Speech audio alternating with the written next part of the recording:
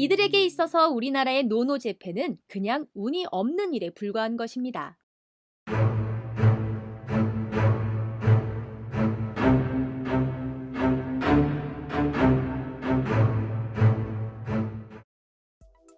안녕하세요. 세계는 지금 TV온입니다. 시청자 여러분의 구독과 좋아요는 영상 제작에 큰 힘이 됩니다. 작년 7월 일본 아베 총리가 우리나라에 대해 수출 통제 조치, 화이트리스트 제외 조치를 취했습니다. 다들 아시다시피 분노의 7월이었죠. 이런 일본에 대한 대응으로서 2019년 7월 2일부터 우리나라는 일본 상품에 대한 불매운동을 시작했습니다. 정부 차원이 아닌 우리 국민들이 자발적으로 벌인 운동으로 2020년 5월 29일 현재까지도 계속되고 있으며 이에 일본 기업들은 많은 피해를 입었습니다. 그리고 결국 일본의 자동차 업체 닛산, 인피니티가 한국 시장에서 철수를 선언했습니다. 계속된 불매운동에도 버티고 있던 닛산은 C19 여파까지 겹치며 국내 시장에서 극심한 부진을 겪어온 것으로 알려졌습니다. 닛산은 2019년 우리나라에서 5,052대를 판매하며 2018년 대비 판매량이 29.7%나 주저앉았습니다. 올해 상황은 더욱 심각했죠. 닛산과 인피니티는 올해 1월에서 4월 국내 시장에서 973대를 판매하는 데 그쳤습니다.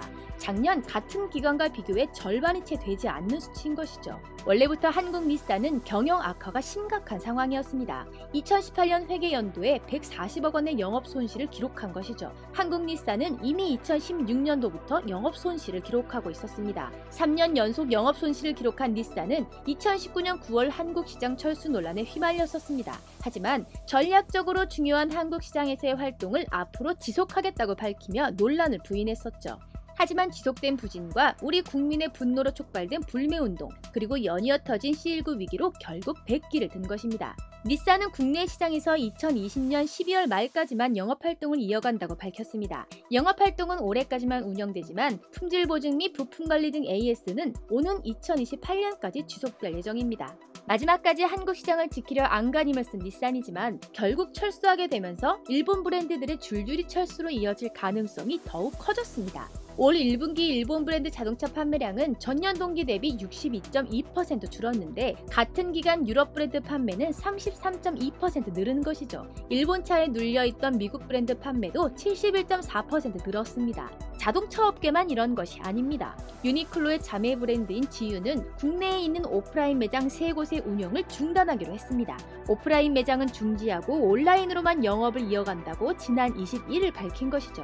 노노제팬 운동으로 심각한 타격을 입은 것 같은데 유니클로의 한국 법인인 FRL 코리아는 C19 여파와 비즈니스 구조 변화의 필요성 등 여러 요인 때문에 한국 내 매장 운영을 중단하기로 했다고 설명했습니다. FRL 코리아는 2019년 매출액이 2018년 대비 30% 이상 감소했으며 2천억 원대에 이르렀던 영업이익도 19억 원 적자로 전환됐습니다. 우리나라의 노노제팬 운동 중에 위안부 모독 광고로 전 국민을 분노케 한 유니클로 또한 조만간 반가운 소식이 들리지 않을까요? 철수 소식은 이뿐만이 아닙니다. 2000년에 국내 시장에 진출해 2002년 207억 원에서 2018년 7270억 원으로 16년 연속 성장한 데상트도 예외는 아닙니다. 데상트 코리아의 키즈라인인 데상트 영예슬릿의 오프라인 매장도 한국에서 철수하는 것이죠. 2016년 런칭한 데상트 영예슬릿은 47개의 단독 매장과 90여 개의 데상트 매장에서 선보이고 있습니다. 데상트 관계자는 47개의 단독 매장을 오는 8월까지 순차적으로 폐점한다고 밝혔습니다. 지금까지 고속 성장을 해왔던 데상트의 영업이익은 87% 하락한 90억 원을 기록한 것으로 알려졌습니다. 이로 인해 일본 데상트도 18년 만에 적자를 기록한 것이죠. 지난 22일 일본 산케이 신문에 따르면 일본 데상트는 이번 결산에서 286억 원가량의 적자를 기록한 것으로 전해졌습니다. 전년 연도 결산에서 약 454억 원의 흑자를 기록한 것에 비하면 큰 폭의 실적 감소를 기록한 것입니다. 100% 일본 지분인 데상트가 그동안 한국에서 얼마나 많은 돈을 벌고 있었는가 경악을 금치 못할 내용인 것이죠.